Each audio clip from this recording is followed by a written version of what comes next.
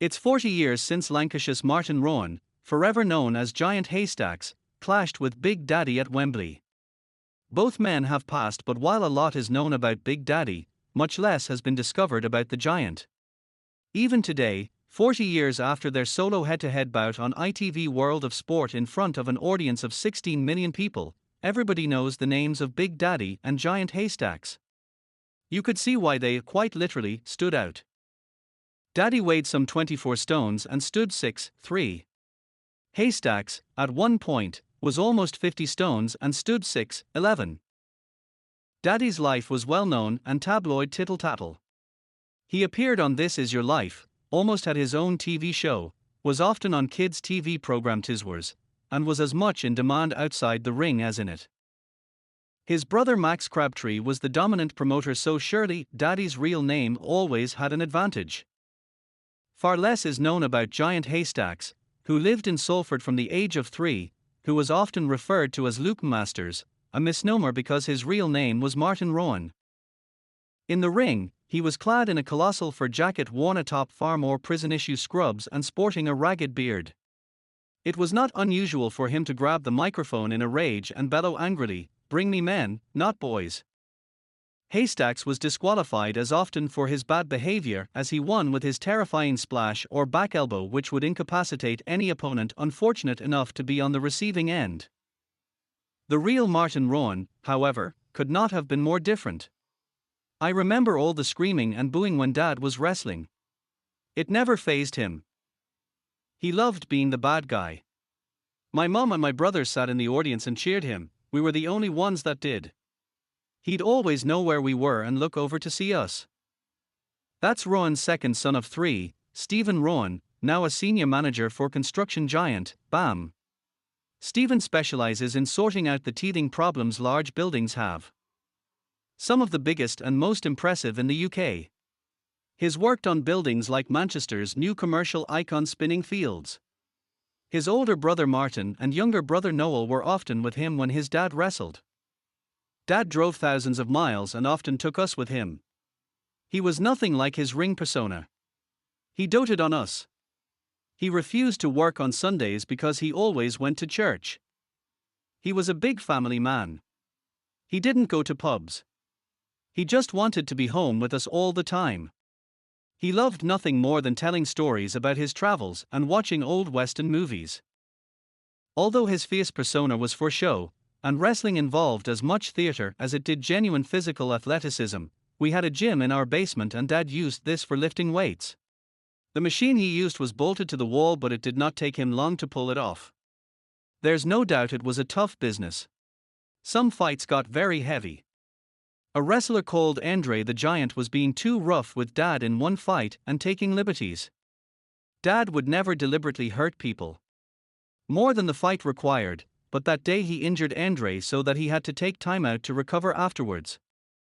Dad had real injuries too, head cuts, broken fingers, broken ribs. But he was unbelievably strong. All 3 of Martin Rowan's sons work in construction, a job which was one of many occupations their father tried before he discovered wrestling. Noel founded his own construction company and now works in London a lot, building luxury apartments. Martin works with him. I trained as a joiner and worked with him too for a while, but like Dad, I prefer being nearer to my family, so I found a job that allows me to do that. My dad worked on construction sites with my granddad, who did groundworks. He drove lorries and was a doorman. But it was quite a notorious time in Manchester then. Stephen, aged 53, now lives in Rochdale with his wife Ashley and their grown-up family.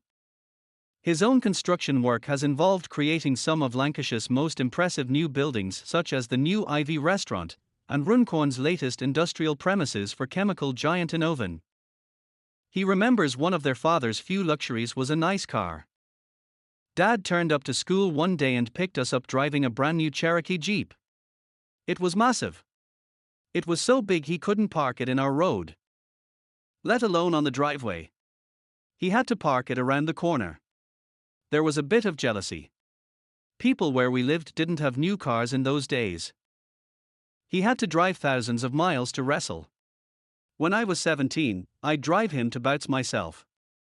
I had my first experience driving on a motorway, finding the Civic Hall in Wolverhampton. Having a father so well known could have been difficult for young lads. Did they inherit their dad's stature? Only to an extent. Mum was 5 foot tall, so she evened it out, and while all of us are big men, we don't have dad's huge size. I'm 19 stone and 6 foot 2, my brothers are similar. Noel was into weightlifting and all 3 of us boxed. Dad taught us a few moves too. He used to box but couldn't find many opponents.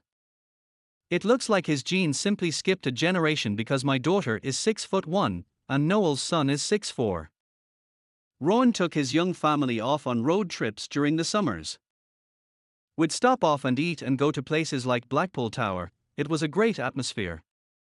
Martin Rowan's fame in the wrestling ring was worldwide. He'd once wrestled in front of 100,000 people in India. Zimbabwe made him an honorary citizen. It brought him some alternative career opportunities. He ran his own debt collection business, based mainly on the principle that nobody wanted the publicity of Giant Haystacks turning up on their doorstep. There was a play, Big Daddy v Giant Haystacks, by Brian Mitchell and Joseph Nixon, which toured British theatres. Rowan even sang 3 singles, including It's OK for Santa, featuring a children's chorus. The best sideline, however, was acting. Paul McCartney cast my dad as a villain in the film Give My Regards to Broadway, and they became lifelong friends. When he was filming, he'd spend a few weeks at a time with Paul at Elstree. This was before Linda passed away. They were both very down to earth and just hit it off. Paul had a guitar specially made for my dad. Martin Rowan was just 52 when he died. He was buried at Agecroft Cemetery in Salford. He'd been asked to tour America, which would have been very popular with their audiences, but he was diagnosed with lymphoma. It was a massive shock. My dad died in November 1998. My daughter was born in February that year. She was so tiny, he used to put her in his pocket, and she used to fall asleep on his chest. It was devastating when he died. We were all very, very close. Dad was my hero, our hero. He was very caring, very loving, honest and hard-working. If there's one thing we inherited from him, it's his patience. They came from all over the world for Dad's funeral. It shows the respect they had for one another. The same priest who married my parents was there too.